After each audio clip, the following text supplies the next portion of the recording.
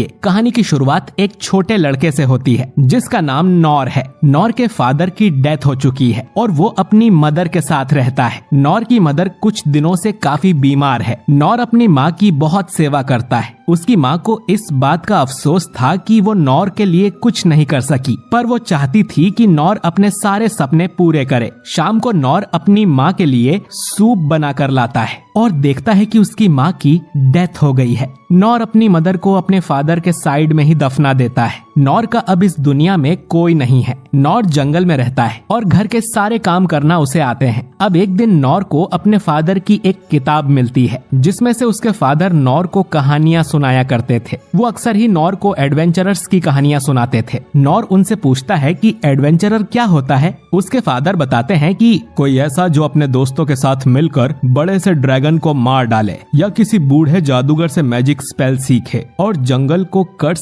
से मुक्ति दिलाए। चाहे मुश्किल कितनी भी बड़ी क्यों ना हो, वो अपनी तलवार उठाकर हर मुश्किल का डट कर सामना करता है। ऐसे इंसान को एडवेंचरर कहा जाता है। अब नॉर डिसाइड कर लेता है कि उसे अपनी लाइफ में क्या करना है। वो अपने फादर और मदर की समाधि पर जाकर उन्हें बताता है कि वो पहली बार टाउन से बाहर जा रहा है और उसे एक एडवेंचरर बनना है। अपनी पाली हुई मुर्गी और बकरियों के लिए नॉर ढेर सारा चारा रख देता है और अपना घर छोड़कर निकल पड़ता है। अगले दिन नॉर रॉयल कैपिटल में पहुंच जाता है जो कि बहुत बड़ा शहर था। नॉर यहाँ के गिल्ड मास्टर के पास जाता है और उससे कहता है कि वो एक एडवेंचरर बनना चाहता है। मास्टर नॉर से कहता है कि ये जगह बच्चों के लिए नहीं है, यहाँ से चले जाओ, तुम्हारे पेरेंट्स को तुम्हारी चिंता हो रही होगी। नॉर उसे बताता है कि उसके माता पिता दोनों मर चुके हैं। ये सुन मास्टर को नॉर पर तरस आ जाता है और वो नॉर से कहता है कि एडवेंचरर बनने के लिए पहले उसे ट्रेनिंग स्कूल में जाना होगा जहाँ उसे ट्रेनिंग मिलेगी, क्योंकि एडवेंचरर बनने के लिए उसके पास कुछ स्किल्स होनी चाहिए, जैसे जादू करना या तलवार चलाना।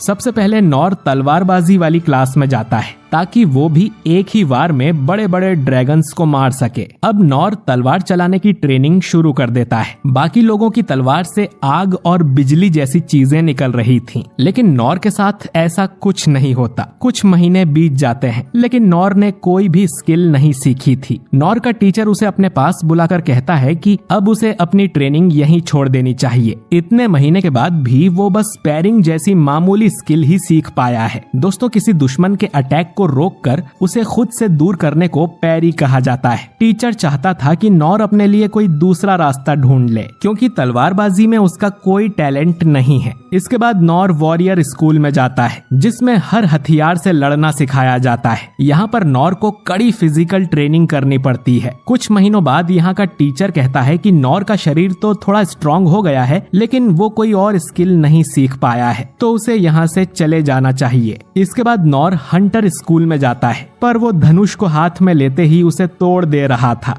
इसके बाद नॉर थीफ स्कूल में जाता है, लेकिन नॉर खजाने के पास लगे किसी ट्रैप को डिसेबल नहीं कर पाता, तो थीफ बनना उसके बस का नहीं है। नॉर फिर जादूगर स्कूल में जाता है, लेकिन वहाँ भी कुछ महीने बाद नॉर अपनी उंगली से मोमबत्ती जितनी आग ही जला पा रहा था। नॉर फिर क्लैक्रिक स्कूल में जाता है। यहाँ पर नॉर हल्की चोटें तुरंत हील करना सीख जाता है, पर ये एक मामूली स्किल थी और नॉर यहाँ से भी निराश होकर लौट जाता है। नॉर वापस गिल्ड मास्टर के पास जाता है और उसे बताता है कि उसने हर स्कूल में 3-3 महीने ट्रेनिंग की है, लेकिन फिर भी वो कोई अच्छी स्किल नहीं सीख पाया, जिस कारण से मास्टर नॉर को एडवेंचर की जॉब के लिए हायर नहीं कर सकता। ये सोचकर कि वो किसी चीज में अच्छा नहीं है, नॉर वापस अपने घर लौट जाता है, लेकिन वो हार नहीं मानता। वो ये सोचता है कि उसके अंदर कोई टैलेंट नहीं तो क्या हुआ, उसे जो चीज आती है वो उसी स्किल को लगातार ट्रेन करेगा। नॉर को उसके तलवारबाजी वाले टीचर ने कहा था कि अगर वो एक ही स्किल की बार बार प्रैक्टिस करता है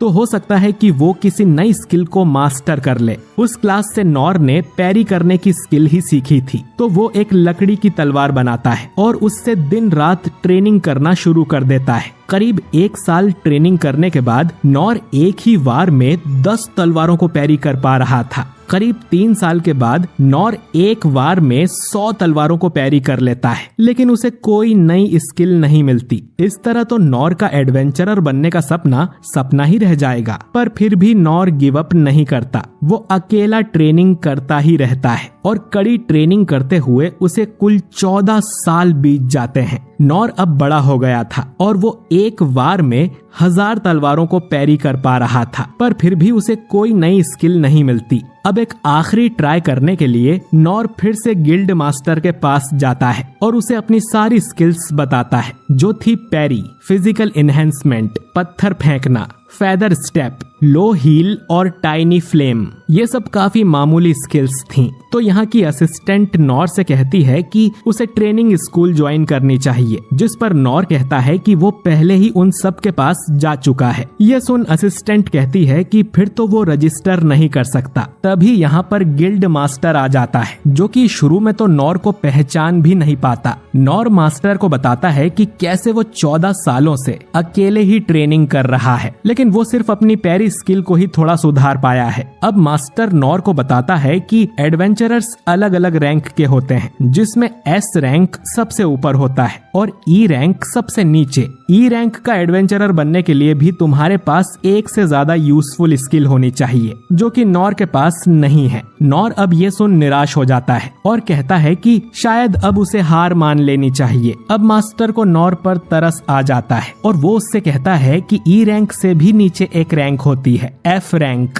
जिसके बारे में बहुत कम लोगों को पता है। लेकिन उस रैंक में नॉर किसी भी असली क्वेस्ट पर नहीं जा सकता। वो बस शहर के छोटे मोटे काम कर सकता है, जिसके बदले उसे थोड़े पैसे मिलेंगे। ये रैंक असल में भिखारियों के लिए बनाई गई थी, ताकि उन्हें थोड़ा रोजगार मिल सके, पर इसमें कोई एडवेंचर वाले काम नहीं मिलेंगे। नॉर कहता है कि उसे फर्क नहीं पड़ता, वो एफ रैंक के लिए तैयार है। मास्टर अब नॉर को एफ रैंक के लिए रजिस्टर कर देता है और अपना लाइसेंस देख नॉर बहुत खुश हो जाता है। इसके बाद नॉर को छोटे मोटे काम मिलने लगते हैं, जैसे कि बोझा उठाना, जिसके लिए वो फिजिकल एनहेंसमेंट स्किल का यूज करता है, किसी की भागी हुई बिल्ली पकड़ना, जिसमें उसके मुंह पर खरोच के निशान भी आ जाते हैं, लेकिन नॉर लो हील से उन्हें ठीक कर लेता है। नॉर अब रोज ऐसे ही काम करने लगता है। शाम को वो अपनी पैरी स्किल की प्रैक्टिस भी करता है। नॉर सोचता है कि एक एडवेंचरर बनकर लोगों की मदद करने का उसका सपना पूरा हो गया है। हालांकि नॉर बस लोगों के लिए मजदूरी कर रहा था, लेकिन वो इसमें भी काफी संतुष्ट था और उसे इससे ज्यादा और कुछ नहीं चाहिए था।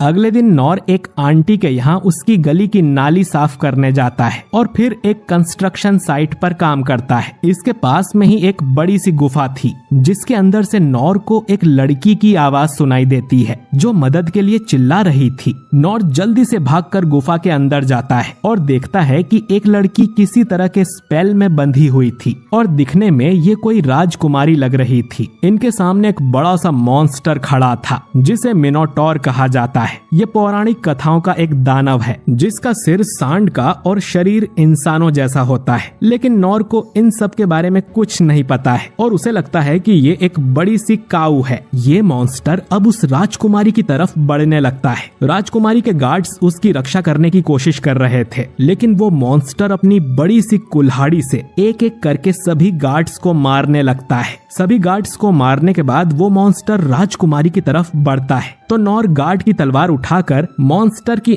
आंख पर पत्थर मारता है। मॉन्स्टर अब नॉर पर अटैक करने आता है और उसके अंदर अपने सींग घुसाने लगता है, पर नॉर उसे तलवार से पैरी कर साइड में फेंक देता है। इसके बाद वो मॉन्स्टर कुल्हाड़ी से अटैक करता है, लेकिन नॉर उसके सारे अटैक्स को पैरी करता जा रहा था। अब नॉर को बचना तो आता है, लेकिन उसके पास कोई भी अटैक स्किल्स नहीं थे। मॉन्स्टर फिर से राजकुमारी को मारने दौड़ता है, तो नॉर फेदर स्टेप से तुरंत उसके पास पहुंच जाता है और इस अटैक को भी पैरी कर देता है, लेकिन अब तक उसकी तलवार टूट जाती है। नॉर मन में सोचता है कि भले ही वो एक एडवेंचरर हीरो नहीं बन सका, लेकिन वो इस डरी हुई लड़की को जरूर प्रोटेक्ट करेगा। नॉर अब टूटी तलवार से ही मॉन्स्टर के अटैक को पैरी करता है। इससे मॉन्स्टर की कुल्हाड़ी उसके हाथ से छूट जाती है और उसी की गर्दन काट देती है। मॉन्स्टर के मरते ही राजकुमारी आजाद हो जाती है। वहीं नॉर सोचता है कि आज तो बाल बाल बच गए। वो सोचता है कि एक मामूली काऊ को मारने में मुझे इतनी मुश्किल हुई तो मैं दुनिया घूमने वाला एडवेंचरर क्या खाक बन पाऊंगा। वो लड़की अब उसकी जान बचाने के लिए नॉर का शुक्रिया अदा करती है और उसका नाम पूछती है, लेकिन नॉर अपना नाम बताए बिना ही यहाँ से चला जाता है। इस राजकुमारी का नाम लीन था और उसे ढूंढते हुए यहाँ और भी गार्ड्स आ जाते हैं। वहीं इधर नॉर सोच रहा था कि मुझे लगा नहीं था कि एक काऊ इतनी खतरनाक हो सकती है, मुझे और ज्यादा ट्रेनिंग करने की जरूरत है। और इसके बाद लिन को लेने उसके बाकी गार्ड्स आ जाते हैं। उस मॉन्स्टर की लाश को भी अच्छे से एग्जामिन किया जा रहा था और लिन को प्रोटेक्ट करने में जिन गार्ड्स ने अपनी जान गंवाई है, लिन उनकी आत्मा की शांति के लिए प्रे करती है। लिन के भाई लॉर्ड रेन को इस हादसे के बारे में पता चलता है। वो जानता था कि मिनोटॉर जैसे डीमन अपने आप ही प्रकट नहीं होते, बल्कि उन्हें समन किया जाता है। इन्हें वहाँ पर एक रिंग भी मिली थी जिसकी मदद से मिनोटॉर को कंट्रोल किया जा रहा था, यानी कि किसी इंसान ने ही उस मॉन्स्टर को बुलाया था। उस रिंग में लगा स्टोन काफी कीमती है जिसे खरीद कर हासिल नहीं किया जा सकता है, यानी कि ये काम किसी अंदर वाले का नहीं है और ये काम जरूर इनके दुश्मन देश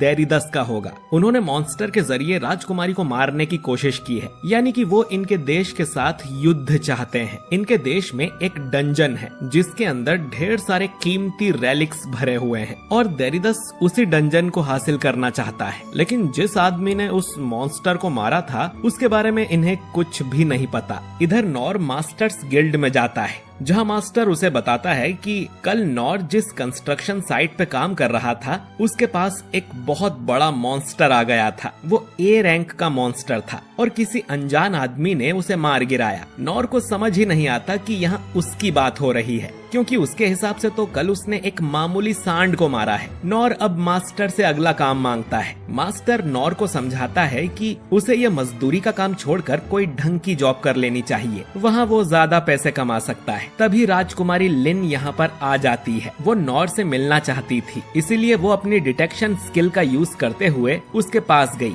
लिन ने मैजिक स्कूल कंप्लीट किया है और उसके पास काफी सारी स्किल्स हैं, लेकिन वो सब बेसिक लेवल पर है। अब लोग यहाँ लिन को पहचानने लगे थे, इसीलिए लिन नॉर को लेकर बाहर आ जाती है। वो अपनी साउंड प्रूफिंग और गायब होने वाली स्किल का भी यूज करती है जिससे कोई इन्हें देख या सुन ना सके। लिन उसकी जान बचाने के लिए नॉर का ठीक से शुक्रिया करना चाहती थी और वो उसे बहुत बड़ा इनाम देने का बोलती है, पर नॉर कहता है कि उसका शुक्रिया ही काफी है, उसे और कुछ नहीं चाहिए। लिन कहती है कि उसके फादर भी नॉर से मिलना चाहते हैं, वो उसे ढेर सारी जमीन भी दिलवा सकते हैं या अगर नॉर को कोई परेशानी है तो उसकी मदद कर सकते हैं, लेकिन नॉर बस मना ही किए जा रहा था। इससे अब लिन दुखी हो जाती है और जिद करती है कि जब तक नॉर उससे कोई उपहार नहीं लेगा तब तक वो यहाँ से हिलेगी भी नहीं। अब नॉर लिन के फादर से मिलने के लिए मान जाता है। इसके बाद लिन नॉर को अपने महल में ले जाती है, जिसे देखकर नॉर सोचता है कि ये तो बहुत बड़ा घर है, लिन जरूर बहुत अमीर घराने से है। इन दोनों को ईनस नाम की लड़की मिलती है जो कि असल में लिन की बॉडीगार्ड है, पर नॉर को लगता है कि ये इस घर की नौकरानी होगी। लिन उसे बताती है कि नॉर ने ही उसकी जान बचाई थी और ईनस दोनों को राजा के पास ले जाने लगती है। रास्ते में इन्हें गिलबर्ट नाम का आदमी मिलता है जो नॉर को देखते ही पहचान जाता है कि इसी ने उस मॉन्स्टर को मारा होगा। ईनस गिलबर्ट को उनके साथ चलने को कहती है क्योंकि उसे नॉर पर भरोसा नहीं था। इधर राजा क्लेस अपने बेटे रेन के साथ मीटिंग कर रहा था कि कैसे दुश्मन देश देरिदस शांति समझौता करने को तैयार नहीं है, उन्हें डंजन पर पूरा हक चाहिए, बदले में वो क्लेस को अपनी मिलिट्री पावर लोन की तरह दे सकते हैं। राजा क्लेस ने ये ऑफर ठुकरा दिया था और देरिदस किंग ने कहा था कि वो इसका बदला जरूर लेगा। खैर तभी यहाँ लिन और बाकी लोग आ जाते हैं। रेन लिन पर गुस्सा करता है कि वो अकेले बाहर क्यों गई थी, पर लिन कहती है कि उसे अपनी जान बचाने वाले इंसान को ढूंढना था और नॉर ही वो इंसान है। ये सुन राजा नॉर के पास आता है और उससे हाथ मिलाकर उसका शुक्रिया करता है। नॉर कहता है कि वो पहली बार इतने अमीर लोगों के घर आया है तो उसे यहाँ के तौर तरीके नहीं पता है। राजा अब कहता है कि वो बिना इनाम दिए तो नॉर को यहाँ से नहीं जाने देगा, तो नॉर को जितना भी पैसा या जमीन या जो भी इनाम मांगना है वो मांग सकता है, पर नॉर कहता है कि उसे कुछ नहीं चाहिए। फिर राजा बोलता है कि उनके देश में सबसे पुराना डंजन है जिसके अंदर से ढेर सारी कीमती चीजें निकलती रहती है और ये उन्हें ट्रेजर हॉल में रखते हैं। तो नॉर चाहे तो डंजन का आधा खजाना ले सकता है, लेकिन नॉर साफ मना कर देता है, उसे कोई कीमती तोहफा नहीं चाहिए। राजा सोचता है कि वो और क्या नॉर को दे सकता है। तभी वो अपनी गद्दी के पीछे रखी एक तलवार निकाल कर लाता है जो देखने में काफी अजीब थी। ये तलवार राजा को अपने एडवेंचर के समय मिली थी, लेकिन अब बस ये डेकोरेशन की तरह ही रखी रहती है। राजा ये तलवार नॉर को दे देता है। ये ज्यादा कीमती तोहफा नहीं है ये सोचकर नॉर इस तलवार को रख लेता है, लेकिन ये काफी भारी थी। इसे उठाने के लिए नॉर फिजिकल इनहेंसमेंट का यूज करता है। अब वो इस तलवार को एक हाथ से ही घुमा पा रहा था। ये देख राजा और बाकी सब शॉक हो जाते हैं। राजा नॉर से उसकी बेटी लिन को ट्रेनिंग देने को भी कहता है ताकि वो भी उसकी तरह स्ट्रॉन्ग बन सके, पर नॉर बोलता है कि ऐसा कुछ नहीं है जो वो लिन को सिखा पाएगा और अगर उसे कुछ सीखना है तो वो खुद डिसाइड करेगी। पेरेंट्स को इस मामले में दखल अंदाजी नहीं करनी चाहिए। ये सुन राजा हंसने लगता है। इसके बाद नॉर यहाँ से जाने लगता है। वो सोचने लगता है कि ये तलवार उसके क्या काम आएगी और तभी उसे याद आता है कि ये तलवार स्टेला के घर की नाली जितनी ही चौड़ी है, तो इस तलवार का यूज करके वो जल्दी जल्दी नाली साफ कर पाएगा। तभी नॉर के पीछे ईनस आ जाती है और कहती है कि उसे कुछ बात करना है। वो अपनी रूडनेस के लिए नॉर से माफी मांगती है। उनका काम है क्लेस फैमिली को प्रोटेक्ट करना, इसीलिए उन्हें हमेशा चौकन्ना रहना पड़ता है। नॉर बोलता है कि मुझे लगा था तुम नौकरानी हो। ईनस बताती है कि वो क्लेस फैमिली की मिलिट्री की वाइस कैप्टन है और उसे द डिवाइन शील्ड भी कहा जाता है और उसका काम है अपनी जान देकर भी लेडी लिन की रक्षा करना। और क्योंकि नॉर ने लिन की जान बचाई थी तो उसने एक तरह से ईनस की भी जान बचाई है। उस दिन ईनस किसी काम से बाहर गई हुई थी, इसीलिए वो लेडी लिन के साथ नहीं थी। खैर, ईनस कहती है कि अगर नॉर को किसी तरह की कोई मदद चाहिए हो तो वो उसे बता सकता है। नॉर कहता है कि वो जरूर बताएगा। अब आखिर में ईनस नॉर को डांट लगाती है कि वो राजा से ऐसे बात नहीं कर सकता जैसे वो कोई आम आदमी हो और अगली बार उसे राजा के सामने तमीज से पेश आना होगा। इसके बाद ईनस नॉर से उसका नाम पूछती है और जब नॉर उसे अपना नाम बताता है तो अचानक ही ईनस को कुछ होता है, पर वो नॉर से कुछ नहीं कहती और चली जाती है। अब नॉर घर जाने के लिए मुड़ा ही था कि गिलबर्ट उसके सामने आ जाता है। वो देखना चाहता था कि नॉर में कितनी ताकत है, इसलिए वो उसे एक फाइट के लिए चैलेंज करता है और नॉर बस यही सोच रहा था कि उसे घर कब जाने को मिलेगा और वो नॉर को एक ट्रेनिंग रूम में लेकर जाता है। गिलबर्ट चाहता था कि नॉर उसके साथ एक एक प्रैक्टिस फाइट करे। वहीं नॉर ने ट्रेनिंग स्कूल के बाद कभी किसी दूसरे के साथ प्रैक्टिस नहीं की थी। अब नॉर एक लकड़ी की तलवार उठा लेता है और फाइट के लिए रेडी हो जाता है। नॉर सोच रहा था कि गिलबर्ट उससे ज्यादा अच्छा फाइटर होगा, तो उससे फाइट करके नॉर को भी बहुत कुछ सीखने को मिलेगा। वहीं आसपास के लोग नॉर को देख बोलते हैं कि आखिर ये कौन है जो कैप्टन गिलबर्ट से लड़ने आया है। इसके बाद गिलबर्ट अपने भाले से नॉर पर अटैक कर देता है। वो लगातार उस पर हमले किए जा रहा था, लेकिन नॉर आराम से उसके सारे अटैक्स डॉज कर रहा था। वो मन में गिलबर्ट की तारीफ करता है कि इसके मूवमेंट्स तो काफी अच्छे हैं, इसने जरूर कड़ी ट्रेनिंग की होगी। लेकिन नॉर के लिए ये अटैक बहुत स्लो थे, शायद वो नॉर के सामने अपनी पूरी पावर नहीं दिखाना चाहता। अब नॉर गिलबर्ट से कहता है कि उसे खुद को रोकने की जरूरत नहीं है और वो अपनी पूरी स्पीड से अटैक कर सकता है। अब गिलबर्ट और भी ज्यादा स्पीड से नॉर पर अटैक करने लगता है, लेकिन फिर भी नॉर उसके अटैक्स को डॉज कर रहा था। नॉर के पास कई मौके थे गिलबर्ट पर पलटवार करने के, लेकिन वो ऐसा नहीं करता। गिलबर्ट सोचता है कि आखिर वो नॉर को छू क्यों नहीं पा रहा और नॉर को देख के लगता नहीं कि वो इस फाइट को सीरियसली ले रहा है। नॉर फिर से गिलबर्ट से कहता है कि तुम अपनी स्पीड बढ़ा सकते हो, मैं हैंडल कर लूंगा, जबकि गिलबर्ट पहले ही फुल स्पीड से अटैक कर रहा था। नॉर भी सोचता है कि कहीं ऐसा तो नहीं कि गिलबर्ट अपनी पूरी ताकत लगा रहा हो और जो ट्रेनिंग में इतने सालों से ले रहा था उसकी वजह से मैं काफी स्ट्रांग हो गया हूँ। इसके बाद गिलबर्ट अपने अल्टीमेट अटैक ड्रैगन ग्रेव से नॉर पर हमला करता है और अपने भाले को सीधा नॉर के गले पर मारता है, पर वो देखता है कि नॉर तो उसके सामने है ही नहीं, बल्कि वो उसके साइड में खड़ा था। नॉर ने गिलबर्ट का फाइनल अटैक भी डॉज कर दिया था, जो देख गिलबर्ट काफी चौंक जाता है। लेकिन तभी नॉर कहता है कि मैं हार मानता हूँ और फिर वो यहाँ से चला जाता है। इधर लोग बातें कर रहे थे कि कैप्टन के फाइनल अटैक से कोई कैसे बच सकता है, शायद वो नकली भाला था इसीलिए वो आदमी उड़ गया होगा, असली होता तो उसकी गर्दन अलग हो जाती। इसके बाद हमें गिलबर्ट की बैक स्टोरी दिखाई जाती है। गिलबर्ट के अंदर भाला चलाने का काफी हुनर था और उसे फाइट में कोई भी नहीं हरा पाता था। गिलबर्ट ट्रेनिंग करते हुए और ज्यादा पावरफुल होता गया। वो अलग अलग टाउन में जाकर वहाँ के स्ट्रॉन्ग लोगों से लड़ता था, लेकिन फिर गिलबर्ट से लड़ने लायक कोई बचा ही नहीं। उसने रॉयल कैपिटल में भी सभी फाइटर्स को हरा दिया था। अब एक बूढ़ा आदमी गिलबर्ट को बताता है कि उनके किंगडम और पड़ोसी देश में युद्ध होने के आसार हैं, इसीलिए रॉयल कैपिटल में स्ट्रॉन्ग लोगों को इकट्ठा किया जा रहा है। गिलबर्ट को भी वहाँ जाना चाहिए ताकि उसे वहाँ कोई अपनी टक्कर का मिल सके। गिलबर्ट फिर रॉयल कैपिटल में आकर यहाँ डीमन हंटिंग करने लगा। आर्मी में उससे लड़ने लायक कोई नहीं था जो कि उसे सच में टक्कर दे सके। उसने बड़े बड़े मॉन्स्टर्स को भी आराम से मार दिया और उसे काफी बोरियत होती थी। एक दिन सोर्ड स्कूल का मास्टर सिग गिलबर्ट के पास आता है, जिसे सोर्ड सोवरेन का टाइटल मिला हुआ है। गिलबर्ट को भी लोगों ने स्पीयर सोवरेन का टाइटल दिया हुआ था, पर गिलबर्ट को ये सब फालतू की बातें लगती हैं। सिग उससे कहता है कि वो ईनस से क्यों नहीं लड़ता, जिस पर गिलबर्ट बोलता है कि ईनस थोड़ी अलग तरह से स्ट्रॉन्ग है, लेकिन फिर भी अगर उनमें एक सिंपल बैटल हो तो गिलबर्ट ही जीतेगा। अगर सिग के जैसे और भी स्ट्रॉन्ग लोग होते तो गिलबर्ट को काफी मजा आता। गिलबर्ट अब सिग से कहता है कि आप भी बोर हो जाते होंगे नहीं, दिन भर सोल्जर्स और एडवेंचरर्स को ट्रेनिंग देते हुए, जो कि आपकी छोटी उंगली के जितने भी पावरफुल नहीं है। सिग कहता है कि उसकी ड्यूटी है रॉयल कैपिटल को प्रोटेक्ट करना, वो चाहे कितना भी स्ट्रॉन्ग क्यों ना हो। अकेला एक युद्ध नहीं जीत सकता। खैर, एक दिन कोई तो आएगा जो मुझसे भी ज्यादा ताकतवर होगा। गिलबर्ट कहता है कि काश वो दिन जल्दी आए। जब गिलबर्ट को पता चला कि एक अकेले आदमी ने मिनोटॉर को मार दिया है, तभी से वो नॉर से मिलना चाहता था, लेकिन वो बड़ा अजीब निकला। उसे किसी तोहफे का भी कोई लालच नहीं था। वो राजा के सामने भी काफी अकड़ में पेश आ रहा था। उसे देखकर बिल्कुल नहीं लग रहा था कि इसी ने उस मॉन्स्टर को मारा होगा। लेकिन जब गिलबर्ट ने उसके साथ लड़ाई की तो उसका भाला उसे छू भी नहीं सका। गिलबर्ट का फाइनल अटैक साउंड की स्पीड से भी तेज होता है। अगर वो किसी इंसान को लग जाए तो उसकी मौत पक्की है, लेकिन नॉर ने उसे भी डॉज कर दिया। गिलबर्ट को समझ ही नहीं आया कि आखिर हुआ क्या। ये पहली बार था जब किसी लड़ाई में उसकी इतनी बुरी हालत हुई हो, लेकिन फिर भी नॉर खुद हार मानकर यहाँ से चला गया। शायद वो सबके सामने गिलबर्ट की बेइज्जती नहीं करना चाहता था, लेकिन गिलबर्ट को खुद पर बहुत शर्म आ रही थी। जाते जाते नॉर ने गिलबर्ट से कहा था कि वो उससे फिर मिलेगा। नॉर के जाने के बाद गिलबर्ट नोटिस करता है कि नीचे फ्लोर पर कुछ क्रैक्स आ गए थे। गिलबर्ट को नहीं पता कि नॉर ने ये कैसे किया, लेकिन उसने गिलबर्ट की फाइनल टेक्निक को डॉज कर दिया था और गिलबर्ट को अपनी टक्कर का ओपोनेंट मिल गया है। इधर घर जाते हुए नॉर सोचता है कि वो कितना कमाल का अटैक था। उससे बचने के लिए नॉर को फिजिकल एनहेंसमेंट और फेदर स्टेप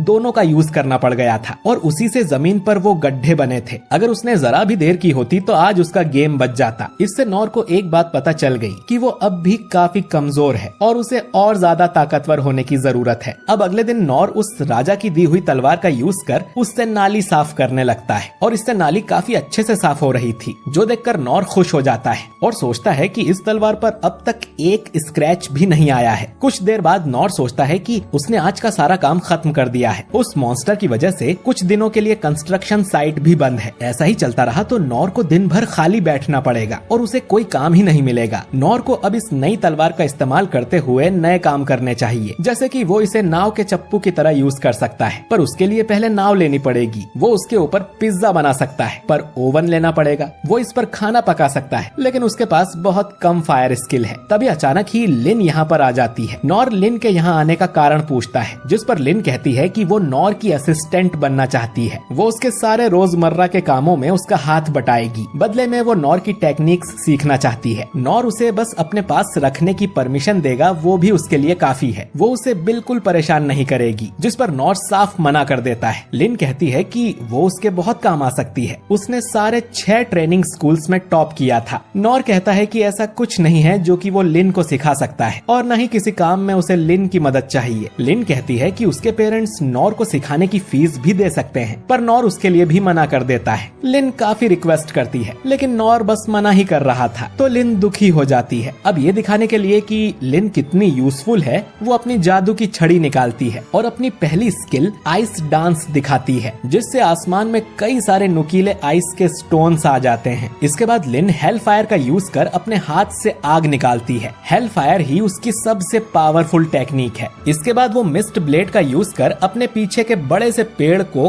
काट देती है और फिर डिवाइन स्लैश से वो एक पेड़ के ऊपर बिजली भी गिरा देती है। ये सारी स्किल्स देखकर नॉर हैरान हो जाता है, लेकिन फिर भी वो लिन को अपनी असिस्टेंट बनाने से मना कर देता है, क्योंकि उसका मानना था कि वो लिन को कुछ सिखाने के लायक ही नहीं है। उसके मुकाबले तो लिन की टेक्निक कहीं ज्यादा पावरफुल है। लिन फिर बार बार जिद करने लगती है। अब नॉर सोचता है कि उसे असलियत दिखा देनी चाहिए कि लिन के मुकाबले उसकी स्किल्स कितनी कमजोर हैं। नॉर अब उसे अपनी टाइनी फ्लेम दिखाता है और लिन वापस जाने लगती है। सभी स्कूल के मास्टर्स एक लड़के की कहानियां सुनाया करते थे जिसमें कोई भी टैलेंट नहीं है, लेकिन सभी को वो कहानियां झूठ लगती थीं, जो मास्टर्स ने उन्हें डराने के लिए बनाई होंगी, क्योंकि ऐसा कोई हो ही नहीं सकता जिसने 12 साल की उम्र में ही सभी ट्रेनिंग स्कूल कंप्लीट किए हों, क्योंकि ये बहुत ज्यादा मुश्किल कोर्स होते हैं। लेकिन वो लड़का यानी कि नॉर सच में है। मैजिक स्कूल के मास्टर ओकेन ने लिन को एक बार बताया था कि वो अपनी उंगली से एक फायर बॉल बना सकते हैं और उसे बड़ा भी कर सकते हैं। फायर बॉल को बड़ा करने के लिए काफी सालों की ट्रेनिंग करनी पड़ती है। लिन भी टाइनी फ्लेम को बड़ा नहीं कर सकती, इसीलिए वो नॉर की टाइनी फ्लेम देखकर हैरान रह गई थी, क्योंकि वो उसके मास्टर की फायर बॉल से भी कई गुना बड़ी थी। अब नॉर को तो लग रहा था कि उसकी टाइनी फ्लेम एक बेसिक स्किल है, पर लिन समझती है कि नॉर उसे ये दिखाना चाहता है कि उसकी सारी स्किल्स ऐसी ही एक्स्ट्रा ऑर्डिनरी है और लिन की स्किल्स तो उसके सामने कुछ नहीं है। इतना पावरफुल होने के बाद भी नॉर लोगों की हेल्प करता है, यानी कि वो सिर्फ शरीर से नहीं बल्कि दिमाग से भी काफी स्ट्रॉन्ग है। आगे चलकर लिन को भी अपना किंगडम संभालना पड़ेगा, इसलिए वो भी नॉर की तरह स्ट्रॉन्ग होना चाहती है। वो फिर से नॉर के पास जाती है और उससे कहती है कि अब से नॉर उसका मास्टर है और लिन उसकी स्टूडेंट।